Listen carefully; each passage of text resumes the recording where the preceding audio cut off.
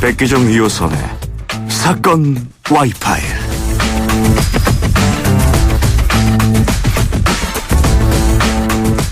네, 여러분, 성폭력 피해자 10명 가운데 3명이 아동과 청소년이라는 사실 혹시 알고 계십니까? 더 충격적인 것은 그 피해자들에 대한 가해 행위를 한 사람들이 친족인 경우가 많다는 겁니다. 나이가 어린 피해자는 범죄를 인지하기가 어려운 데다가 너만 조용히 하면 된다 이런 식으로 말하는 가족의 압박 때문에 신고조차 제대로 할 수 없는 상황에 놓여 있는데요. 사건 와이파일 본격적인 시작에 앞서서 우선 친족 성폭력의 실태가 어느 정도로 심각한 건지 전문가 연결해서 자세한 이야기 나눠봅니다. 성폭력 피해 상담 기관이죠. 서울 해바라기 센터의 박혜영 부소장 전화 연결돼 있습니다. 부소장님 안녕하십니까? 네, 안녕하세요. 박혜영입니다. 네. 먼저 그 친족 간 성폭력 피해가 어느 정도로 심각한 상황인 건가요? 네, 그 여성가족부 통계에 의하면 매년 그 전체 가해자의 11%에서 약 15% 정도가 친족으로 나타납니다. 네. 또 아동 청소년 경우는 이보다 약간 더 높은데요. 그 여성가족부가 올해 한국형사정책연구원에 의뢰해서 분석한 2017년도 자료를 보면 범죄 장소가 집이 가장 많았고요. 네. 가해자의 피해자 관계 역시 가족 및 친척이 약 18.4%를 차지하는 것으로 나타났습니다. 즉 10명 중 2명꼴로 네. 피해 가해자가 친족이라는 거죠. 하지만 외부로 드러나지 않은 피해가 훨씬 더 많을 것이라고 생각합니다. 네, 그 친족 성폭력 가운데 가해자가 오빠인 경우가 사실 많은데 오히려 이건 신고율이 더 낮다 이렇게 얘기하던데 그게 왜 그런 건가요? 네, 왜 이제 부모가 가해 아들 편에 서냐는 네네. 거죠. 부모가 가해 아들 편에 서는 이런 가족이니까 이런 가족에서 오빠가 여동생에게 성폭력을 자행한다는 겁니다. 네. 즉, 그 남성 중심적인 그 가부장적인 가족에서 자란 아들은 자신이 어떤 행동을 해도 부모가 아들인 자신 편을 들어줄 거라는 믿음, 이런 게 있습니다. 그래서 이런 가족에서 오빠가 가해자가 되고 가해자라고 해도 내 아들은 딸보다 소중하기 때문에 절대 신고하면 안 되는 거죠. 네. 그래서 이런 가족에서 오빠 성폭력이 많이 일어나는 것은 전혀 새삼스러운 일이 아닐 것입니다. 또 이제 부모가 이 정도로 아들 중심적이지는 않다고 하더라도 부모 입장에서 가해자 피해자가 모두 자녀인데 자녀를 감옥에 가도록 하기는 사실 쉽지 않습니다. 네. 그래서 따라서 실제 일어나는 건수보다 훨씬 적게 외부로 보고된다고 생각합니다. 사실 저도 이런 사건을 몇 개 맡아본 적이 있어요. 오빠가 네. 여동생에게 이런 성폭력을 가하고 집에서 이제 이걸 쉬쉬하고 막으려고 하는 노력 보이는 네. 너무 안타까운데요. 어쨌든 부모가 직접 나서서 경찰에 접근을 맡기도 하고 이제 딸이 신고를 하더라도 네. 딸이 신고 못하도록 압박이나 협박을 가하는 경우도 많이 있는 걸 봤습니다. 참 속상한데요. 네. 네. 부소장님 이야기를 듣다 보니까 네. 피해자의 고통이 어느 정도인지 이제 우리가 좀 어느 정도 가늠이 좀 되기도 합니다만은 실제 네. 상담을 해보신 입장에서 보면 피해자들이 무엇 때문에 가장 힘들어하던가요? 가족 속에서 당하는 2차 피해죠. 네. 그러니까 가해자를 두둔하고 피해자 편에 서지 않는 가족에 대한 배신감, 또 네. 가해자가 아닌 피해자를 비난하죠. 넌 왜 이제 말하니? 왜 저항하지 않았니? 네. 이런 비난에 대한 분노, 슬픔, 무만감, 이런 것들이죠. 그래서 결국 가해자 보호에 급급해서 피해자 보호가 안 되면서 피해자는 폭력에 지속적으로 노출될 수 있고 네. 피해자는 심각한 피해 후유증을 가지고 살아갈 수밖에 없죠. 그래서 그 사회적인 인식과 관련해서도 말씀드리자면은 우리가 친족 성폭력에 대해서 모두가 아는 단어, 그 근친상간이라는 예. 단어가 있죠. 그래서 이 단어는 일부 성인 간에는 예외적으로 그런 경우가 있을 수는 있겠으나 아동 청소년에서는 절대로 사용해서는 안 됩니다. 근친강간이라고 말해야 되고 네. 때로 그 가족이 인권의 사각지대라는 거는 여러 그 통계가 이를 보여주고 있습니다. 네, 그렇군요. 네. 그리고 또 이제 막상 이런 피해를 당하면 너무 당황스러워서 어떻게 해야 될지 모른다 이런 생각하시는 분들 많을 것 같은데요. 네. 이런 피해에 노출된 경우 어떤 조치를 취할 수 있는지 좀 간단하게 설명을 해주시면 좋겠네요. 네. 이런 성폭력, 특히 친족에 의한 성폭력은 혼자 힘으로 감당하기가 정말 힘듭니다. 그렇죠. 그래서 아동 경우는 빨리 그 신뢰할 만한 어른의 도움을 구해야 되고요. 그렇지 않으면 피해는 반복되고 그 정도는 더 심각해질 것이고요. 그래서 부모가 돕지 않는다면 학교 선생님에게 알려서 도움을 구해야 되고 네. 또 해바라기 센터나 성폭력 상담소도 그 친족 피해자를 어떻게 도와야 되는지를 잘 알고 있습니다. 그래서 네. 절대로 외부 도움 없이 혼자 감당하고 해결하기 어렵기 때문에 도움을 외부에서 구하셔야 됩니다. 네. 혹시 이 센터에서는 피해자에 대한 지원이나 가해자에 대한 어떤 교육 이런 것도 같이 합니까? 저희는 피해자 지원만 하고 가해자를 지원하지는 않고요. 네. 근데 이제 아동 청소년 피해에서 이제 예를 들어 오빠가 가해자인 경우 네. 또 가족이 이 그 피해자를 돕고 가해자 역시 그 치료로다가 치료적인 개입에 대한 그 관심이 있으신 경우에는 저희가 이제 가족 치료를 통해서 일부 이제 이 가족의 일환으로 가해자 가해 오빠에 대해서도 상담을 제공하는 경우는 간혹 있습니다. 네, 그렇군요. 예, 부소장님 오늘 말씀 여기까지 듣겠습니다. 오늘 말씀 네. 고맙습니다. 네, 감사합니다. 네, 네. 고맙습니다. 지금까지 박혜영 서울 해바라기센터 부소장과 함께 얘기 나눴습니다. 이제 오늘도 절묘한 케미를 보여주실 두 분 모셨는데요. 갑자기 스튜디오가 막 밝아지는 느낌이 팍팍 납니다. 백기종 전 수서경찰서 강력팀장 나와 계시고요. 안녕하세요. 네, 안녕하십니까. 네, 이호선 심리상담 전문가 나와 계십니다. 안녕하세요. 안녕하세요. 네, 앞서 우리 그 박혜영 부소장님하고 인터뷰하는 거 들어보셨는데, 뭐 친족 성폭력 가해자가 오빠인 경우, 사실 이런 경우 제일 난감할 것 같아요. 부모 입장에서 보자면 둘 다 내 자식인데 어떻게 할 수 없는 거 아니냐. 그래서 신고율이 정말 낮고 이게 바깥으로 알려지기가 매우 어렵다. 이거 어떻게 생각하십니까, 교수님? 이게 사실 뭐 가족 성폭력이라고 조금 제한을 해봐야 될 것 같은데요. 네. 가족 성폭력은 친족 성폭력보다 훨씬 더 장기적이고 아주 집요하게 일어나는 데다가 가족들의 보호가 훨씬 더 탄탄합니다. 네. 그러니까 우리가 흔히 이 가족의 성폭력을 뿌리에 그 강간이다 혹은 뭐 근원의 강간이다 전 이렇게 이야기하는데요. 네네. 이게 특별히 우리 조금 전에 부소장님 말씀해 주셨습니다만 제가 볼 때는 이게 뭐 사중압박, 사중구속이라고 봐야 돼요. 사중이요? 예, 네. 이건 또 동시에 사중 폭력이기도 합니다. 네. 일단 몸의 폭력이 있고요. 네. 또 장기적으로 정신적, 정서적 폭력이 있고요.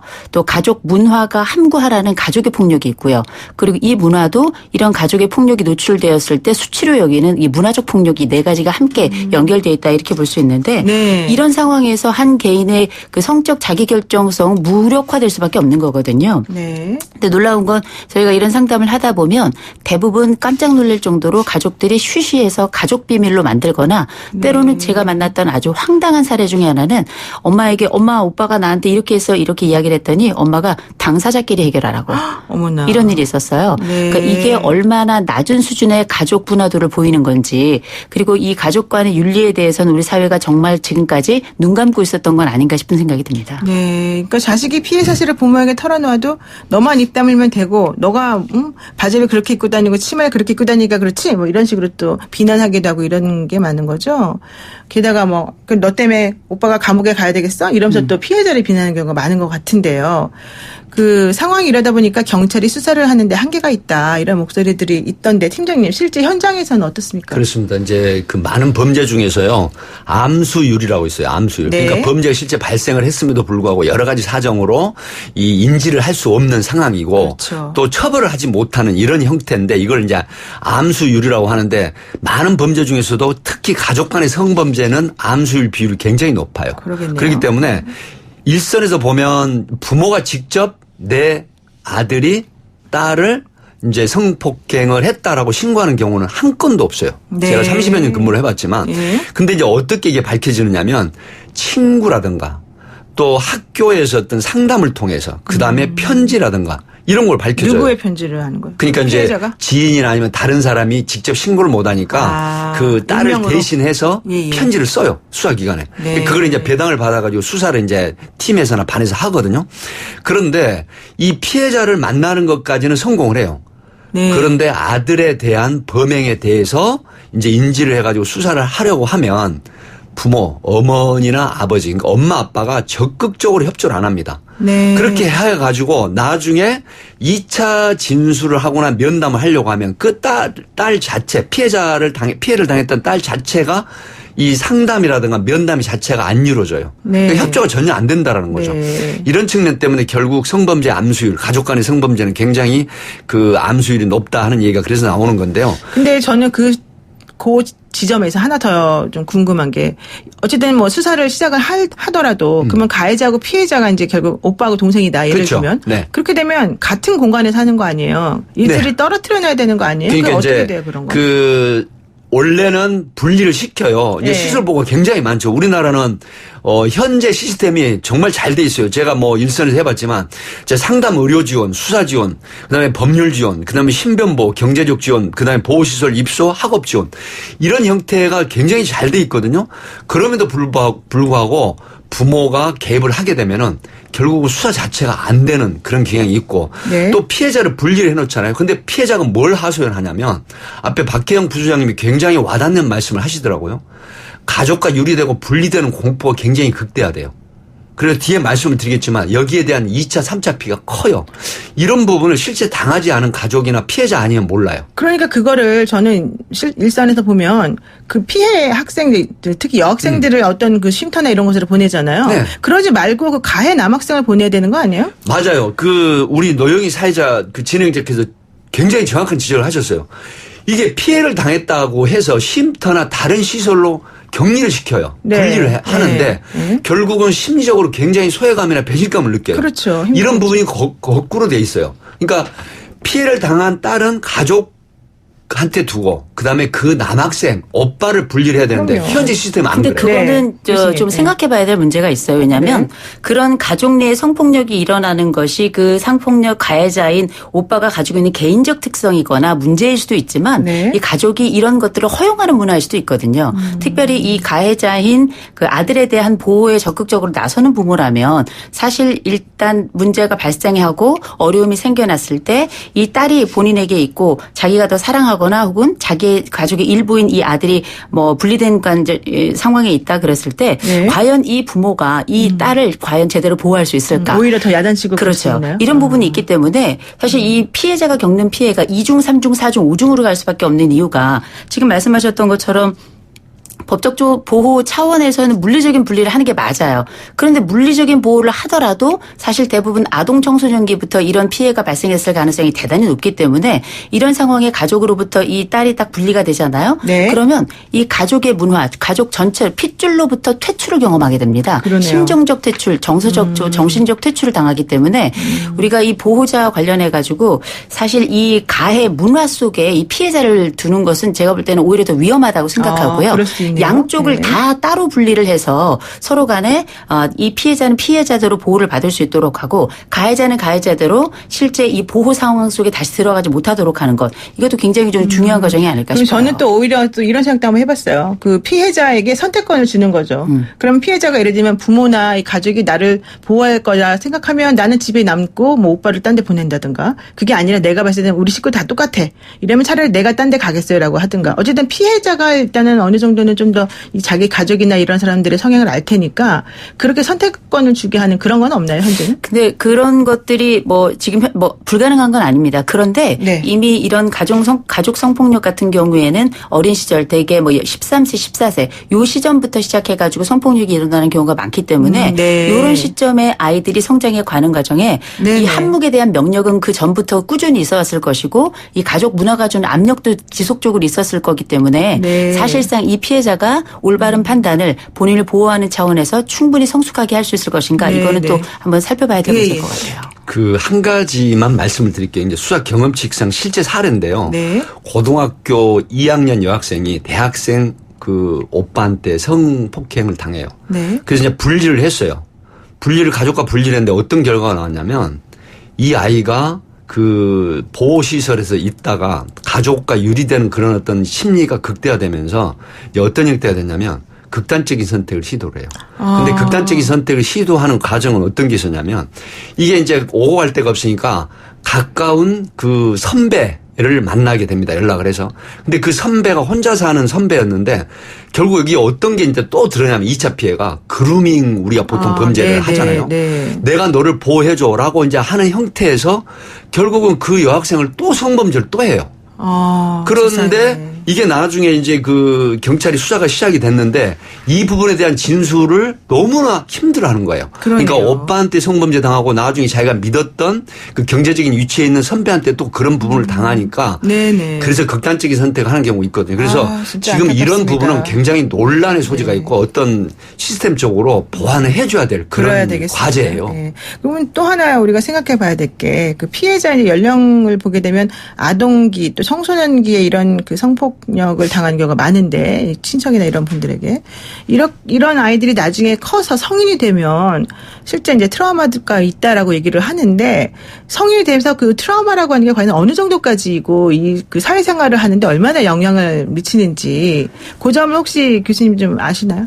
이를테면 우리가 영국에서 아주 흥미로운 그리고 아주 우리에게 좀 기억에 남을 만한 그 캠페인 그 방송이 하나 있었는데요. 네네. 그것 중에 하나가 뭐냐면 어렸을 때 당한 성폭력이 늙어 죽는 순간까지 그 사람에게 어떤 영향을 미치는가에 관련된 걸 성장기 과정에 뱀 구렁이 한 마리가 평생 이 여인을 어떤 식으로 사로잡고 몸을 감싸고 있는가 네. 이런 장면으로 노출해서 사람들에게 많은 일종의 경종을 울렸다고 봐야 되겠죠. 네네. 근데 이게 한 사람이 성폭력을 당하는 것 자체도 어마어마한 일인데 네. 특별히 이 가족의 성폭력 속에서 이를테면 이게 내가 평생 끌어안고 가면 나만의 고통이라고 생각하지만 이게 사실 어떤 상황을 통해 가지고 뭐 알려졌고 그걸 통해 가지고 내 오빠가 뭐 구속이 된다든지 처벌을 받거나 하면 이게 내가 가지고 있는 역설적 죄책감까지 함께 끌어안게 됩니다. 그럼 난 어떤 사람이냐?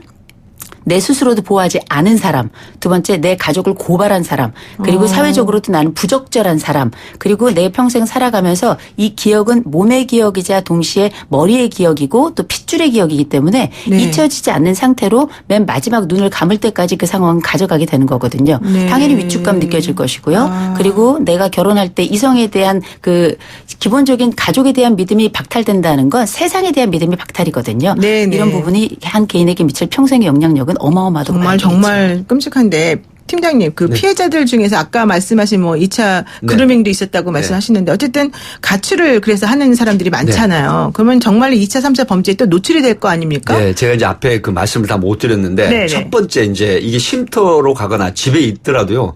이런 가족 간의 성범죄를 당하는 경우에 가출이 거의 필연적으로 일어나더라고요. 네. 가출이 일어나는데 그다음에 오고 갈 곳이 없으니까 어떤 형태를 하느냐면 성매매 행태 이런 쪽으로 길을 빠고요. 또 고등학생이고 또 대학생인 경우도 있어요. 대학생 초년생인 경우도 있는데 네. 이제 경제적으로 어려움이니까 결국 유흥업소로 가는 형태.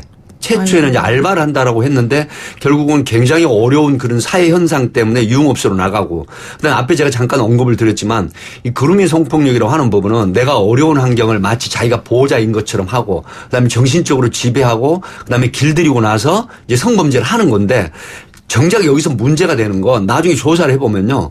이 피해를 당한 아이가 내가 성범죄를 당한 자체를 몰라요. 그러니까 나를 보호해준 분인데 왜 저 사람이 가해자냐고 오히려 항변한단 말이에요. 네, 그렇군요. 그럼에도 불구하고 이런 부분들을 설득을 해서 보면 나중에 그때서야 내가 성범죄 피해자구나 하고 인식을 하는 경우가 있거든요. 네. 이런 2차, 3차, 4차 피해로 이어지기 때문에 특히 가족 간의 성범죄에 있어서는 이게 가족뿐만이 아니라 사회기관이라든가 국가에서도 정말 전반적인 대책을 평생 트라우마, 대인 기피증, 남성 혐오증 이런 부분들이 있는데 조금만 더 말씀드리면 보통 이런 상황에서 소년반 환경조사서나 그다음에 이런 걸 작성을 해요. 네. 근데 여기에서 보면은 그 범죄를 재범을 했던 아이들을 보면 반드시 어렸을 때 성범죄를 당한 아이들의 후유증이 크게 나오는 이런 게 실제로 많습니다. 네. 그렇군요.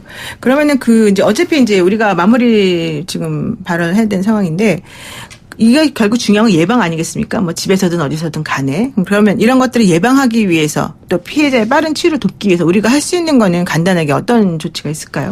일단 우리가 인식 개선 굉장히 중요할 겁니다. 네. 뭐 가족 간의 성폭력이 안타까운 일이라고 얘기하시는데 이건 엄연한 범죄고요. 그렇죠. 더군다나 이 가족 간의 이 보호 차원이라는 건 이건 사실 범죄 은닉이고요.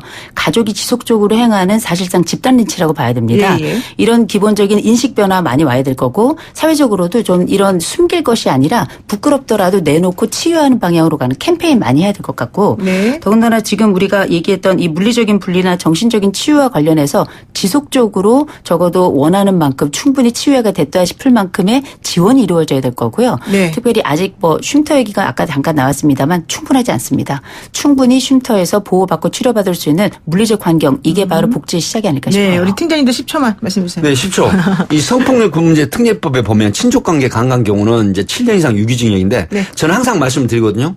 거기에 걸맞는 엄중한 처벌을 해라. 네. 원정주의 처벌하지 말고 네, 그래야 처벌을 사회 경각심을 주고 이런 범죄를 예방하는 일조를 한다. 그렇게 봅니다. 일단 처벌을 강화하는 것이 일단 그렇습니다. 필요하다. 네. 네. 오늘 두 분 말씀 여기까지 듣겠습니다. 감사합니다. 고맙습니다. 네, 안녕히 계십시오. 네, 지금까지 백기종 전 팀장 이호선 교수와 말씀 나눴습니다.